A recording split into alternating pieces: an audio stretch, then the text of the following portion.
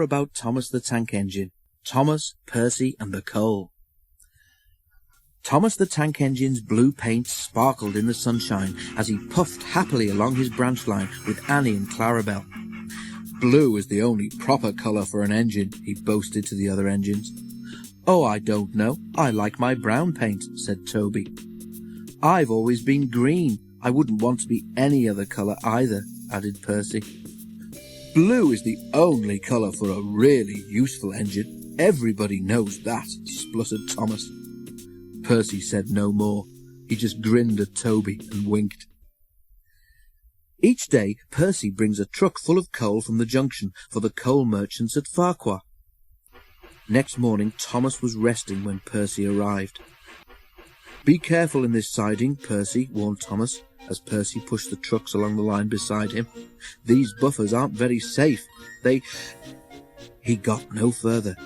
As one of the coal trucks passed Thomas, the catch on its door burst open. With a rumble and a crash, an avalanche of coal poured out and piled up around Thomas's wheels. A thick cloud of coal dust arose all around him. "A tissue!" spluttered Thomas. "Help, I'm choking! Get me out!" Percy looked worried. Then, as the dust settled, he looked at Thomas and began to laugh. Thomas's smart blue paint was black from smoke box to bunker. "Ha ha ha," chuckled Percy. "You don't look really useful now. You should see yourself. You look really disgraceful." "I am not disgraceful," choked Thomas furiously.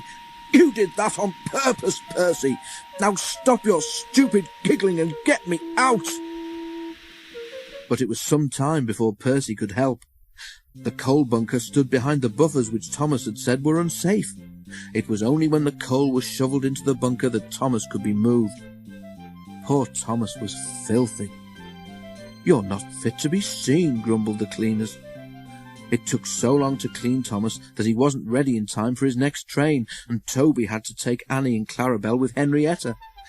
The cleaners were tired and dirty when they had finished. Thomas was grumpy in the shed that night.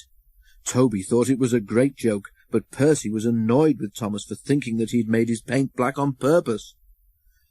"Who'd have thought it?" Percy remarked. "Fancy a really useful blue engine like Thomas becoming a disgrace to the Fat Controller's Railway." "You wait, Percy," replied Thomas crossly. "One day you'll laugh on the other side of your smoke box." "Pooh," rejoined Percy. "I wouldn't have missed all that fun for anything." The feud worsened as time went on. Thomas thought Percy had coal-dusted him deliberately, and Percy was cross with Thomas for thinking so. 2 days later, Thomas was at the platform when Percy brought his trucks from the junction. Percy arranged them and ran into a siding for a drink before Thomas's train left. The water column stood at the end of the siding with the faulty buffers. As Percy tried to stop, he heard a cracking sound, and to his horror found that he couldn't. The buffers didn't stop him either. "Oh, wailed Percy. "Help!" The buffers broke, and Percy ran into the coal bunker with a thud. Coal flew everywhere, and when the dust had settled, Percy had disappeared beneath a thick black cloak. Thomas watched from the platform. As the crash died away, the signal arm dropped, and Thomas moved off, laughing as he went. Percy was furious, and he spent the rest of the day wondering how to pay Thomas out.